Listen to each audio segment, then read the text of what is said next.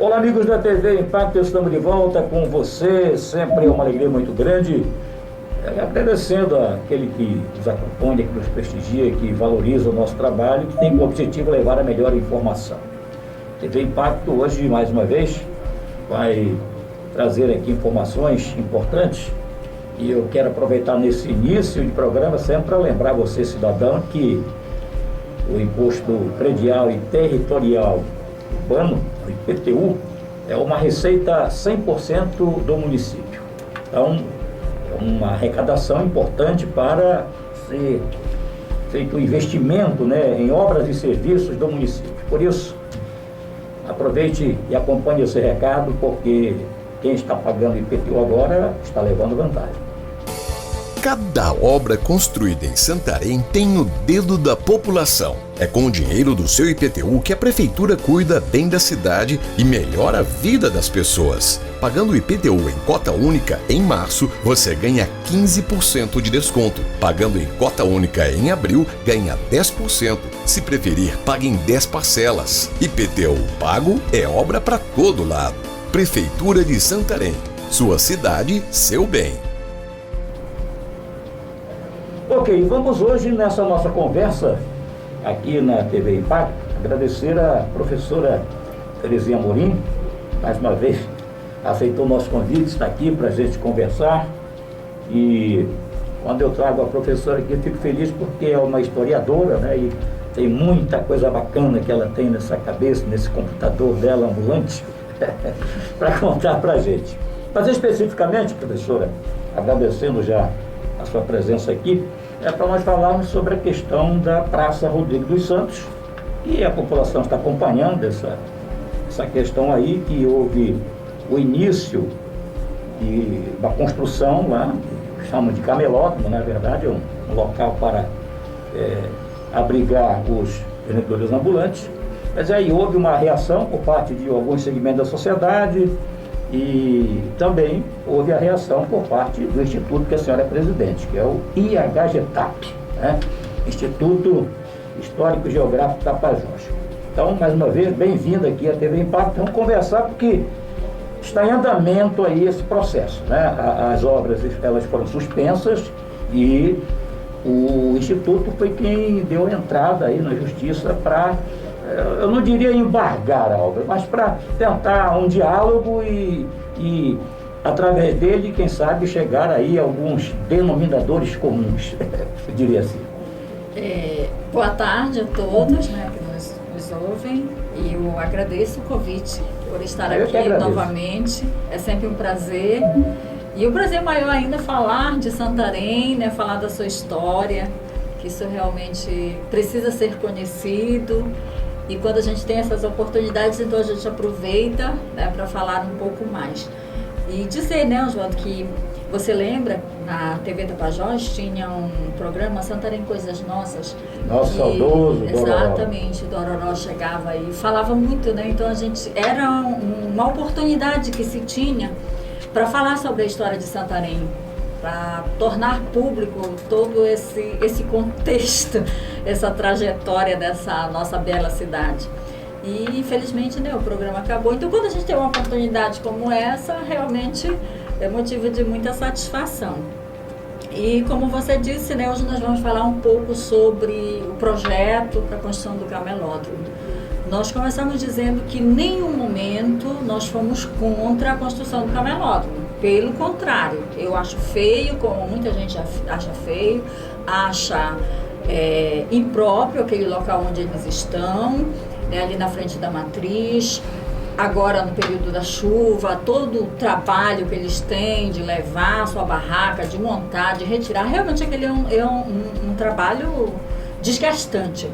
Então, não somos contra a construção do camelódromo. O que nos levou a tomar esta decisão foi o local escolhido para a construção do camelódromo. Foi isso que nos levou a tomar essa decisão. Por quê?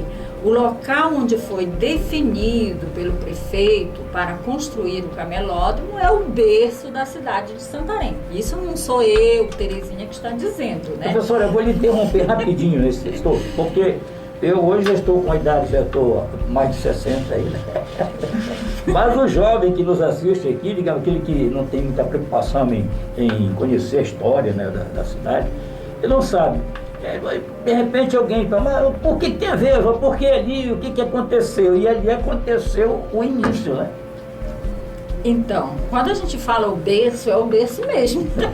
É o berço mesmo, né? Porque quando a gente começa a buscar, né, os primeiros registros, nós vamos sempre ter essa referência de que aquele local, hoje denominado como Praça Rodrigo dos Santos, era o centro principal da nação Tupaiuçu, que era formado pelos índios tupaiús, né? E mais 6 tribos vizinhas, 6 tribos irmãs, inclusive o Borari, o Cumaru, o Arapiuns, né? E essas tribos que viviam no entorno. Então, ali era o centro, era a sala de visita, como o Paulo Rodrigo dos Santos se refere. Era lá que eles recebiam essas visitas, né? E que visitas ilustres que passaram pela nossa cidade. A gente começa, né, desde o primeiro momento da chegada do Pedro Teixeira, né, que foi o primeiro português a chegar nas terras santarinas. Isso em 1626. Então, eu gosto de contar essa história porque eu imagino, meus pensamentos... Vai formando a imagem na cabeça. De viagem. Os índios estavam ali, naquele espaço, né?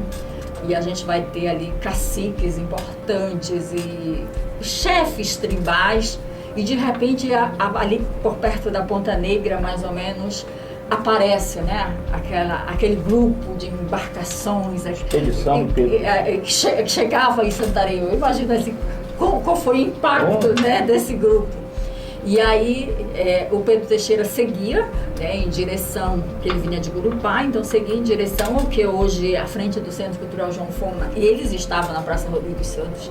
Então eles foram movidos, né, por aquele sentimento de curiosidade, enfim, de defesa mesmo, né, quem são eles, o que eles vêm fazer, e eles foram então ao encontro do Pedro Teixeira.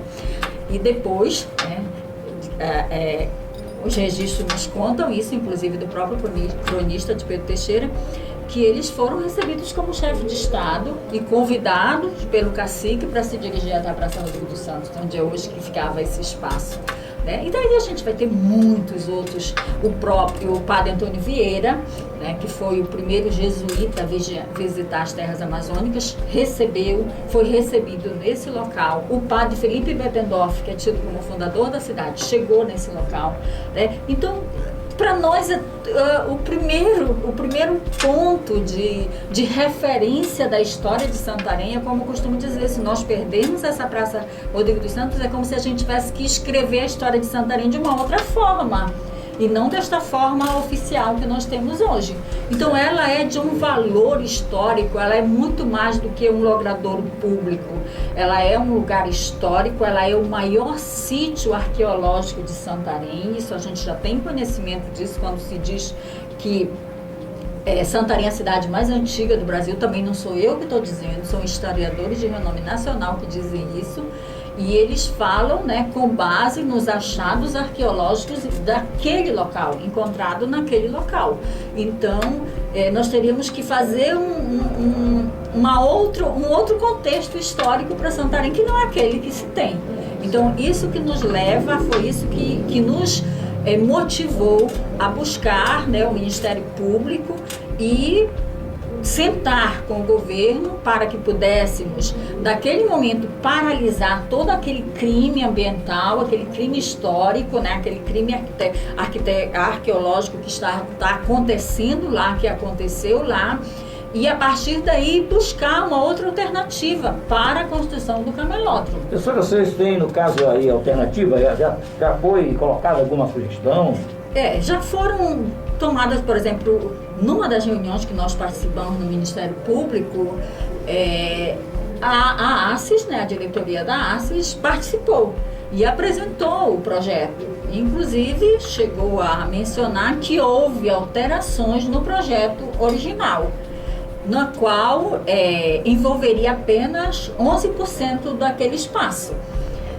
E a gente sabe que não foi, né? Já atingiu ali 30%, 40% do espaço da praça. Então, com base nisso, a gente pode dizer que o projeto não foi pensado dessa forma.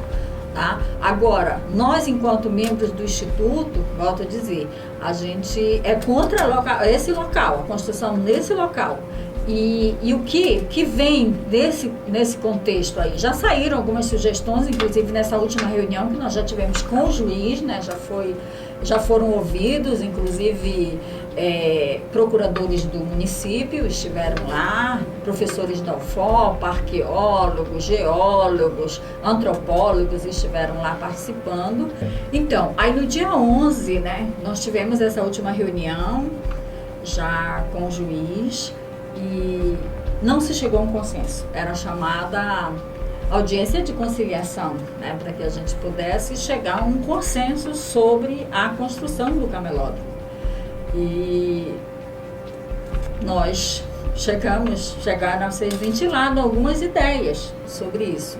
Tipo, no tablado, ali em frente, o Mercadão 2000, porque uma das justificativas, inclusive da Semifra, é que o local para a construção do camelódromo ele seja viável, fácil para o ribeirinho, porque ele que chega ali, ou ainda para as pessoas que vêm do Planalto, da região do Planalto. Então teria que ser um centro próprio. E aí nós chegamos inclusive a sugerir o local onde é hoje a Feira da Candilha, porque o Cristo Rei é um centro de referência de artesanato já hoje conhecido, eu diria, estadualmente ou até nacionalmente. Então é um local onde o turista chega e vai lá. E aí ele só faria descer um pouquinho, e além do mais seria 2 quadras da Praça Rodrigo dos Santos. Então um local assim que a gente sugere, né, que seja construído ali um prédio, que dê inclusive, porque muita coisa precisa ser vista dentro desse projeto. Por exemplo, a construção de 100 boxes de 4 metros, é um espaço muito pequeno para quem vai comprar, para quem expõe e vai vender o seu produto, né? Então, eu penso que seria muito desconfortável, inclusive para quem vai àquele espaço e vai fazer compras, né? Então, a gente chegou então a sugerir esse local. Um outro também foi lá no Bosque Vera Paz, né, que também é um espaço muito agradável para se estar. E aí, inclusive, poderia funcionar até mesmo à noite, né, esse camelódromo, uma visita. Enfim, nós diríamos que no centro da cidade tem muitos espaços que podem muito bem, e de uma forma, eu diria, até mais digna, tanto para o vendedor, quanto para o comprador e para quem vai fazer visita nesse local. Então, desta forma também, e isso é importante que se diga, que a cidade em si, a nossa cidade, ela faz parte, ela foi inserida no plano de ação das cidades históricas. Do Pará, nós só temos 9 cidades, Santarém está no meio. Então não se pode destruir isso. Outro ponto também que a gente precisa colocar de uma forma muito clara é que o que faltou dentro desse contexto foi ouvir a sociedade, tá? Nós não fomos ouvidos. Então, ao não sermos ouvidos, ficou em aberto que nós não temos uma história para contar, que nós não temos uma história para preservar. E esse centro histórico de Santarém, como de todo local, ele tem que ter vida. Então, ele tem que pulsar. Você pega Belém, né? O centro histórico de Belém ali é um movimento muito, muito intenso. Então, a gente quer isso para Santarém. Não queremos que a praça seja descaracterizada, seja construído esse espaço, tá? Então, dessa forma, a gente conclui, né, que a construção do camelódromo é de suma importância para a cidade de Santarém, mas a praça, ela tem um valor histórico, ela é um local de memória, ela é um local de luta, ela é um local de resistência, né, desde os nossos antepassados. Quando havia já essa divisão do século XIX de cidade e aldeia, lá aquele local era esse ponto, né, de conciliação, local de reunião. Para a construção do teatro a gente também vê isso, né, porque quando a gente puxa essa questão do teatro, nós vamos lembrar que Ciclo da Borracha, aquele momento de ouro da Amazônia, construção do Teatro da Paz em Belém, construção do Teatro Amazonas em Manaus, e só passava por aqui as óperas italianas, né, que vinham, os grupos de cancan que vinham de Paris, passavam por aqui, e os jovens de Santarém então começaram a se mobilizar, né? Nós vamos construir um teatro. Então foram procurar um intendente e conseguiram aquele local para construir. E eu digo que isso até com uma certa coerência, que era naquele local daquela praça que eles faziam as suas promoções para arrecadar recursos para construir o teatro. Então é um local onde a história de Santarém passa. Bem, tá? então o que a gente pode concluir, antes de a gente encerrar essa conversa aqui, é de que o IH Getap não é contra a construção de um local adequado para aqueles profissionais ambulantes trabalharem, né? Mas que ainda não concorda com o local, pela forma como foi feito, até porque não houve essa discussão anteriormente. É mais ou menos por aí. É mais ou menos por aí. E em relação ao andamento, como é que está? O que é que se espera agora? Nós estamos aguardando uma nova convocação da doutora Lília Cabral, né, que está à frente desse caso, e nós devemos fazer então uma reunião nos próximos dias. E nessa reunião nós vamos apresentar mesmo, já de uma forma bem mais clara, quais são as nossas propostas, inclusive para a praça, né? Como eu disse, que ela seja esse local onde a praça seja do povo, né? Que o povo vá lá não para comprar, mas que o povo vá lá para se divertir. Certo. O povo vá lá para sentir, né? Sentir-se bem e estar num local onde respira-se a história. Bem, e antes de terminar, nós conversamos ultimamente aqui, foi sobre a questão da dificuldade que o Instituto estava em local para reunir, para estar lá. Aquele problema todo, aluguel, tinha que pagar, isso aí foi resolvido, graças a Deus, agora vocês já estão instalados, né? Lá na Seara, né? Seara. E agora vai ser o aniversário do Instituto. Encerre aí falando disso, que é dia 23. Então, realmente foram dias, né? Foram meses assim, de muita dificuldade para manter o espaço. Claro que houve uma saída de um local, de um prédio histórico para um bairro mais afastado da cidade, mas inclusive essa é uma nova proposta que nós temos de levar o Instituto mesmo para as pessoas, para a periferia, para as escolas, e nós conseguimos, né, um comodato com a creche Seara num espaço, uma das casas do antigo conjunto ICA, né, e na esquina da Muiraquitã com as Nações Unidas. Então, no mínimo eu diria que por 10 anos, porque o contrato pode ser renovado por mais 10, no mínimo 10 anos nós vamos estar lá. E a gente espera muito mesmo que a sociedade santarena, que os professores, pesquisadores conheçam o nosso espaço.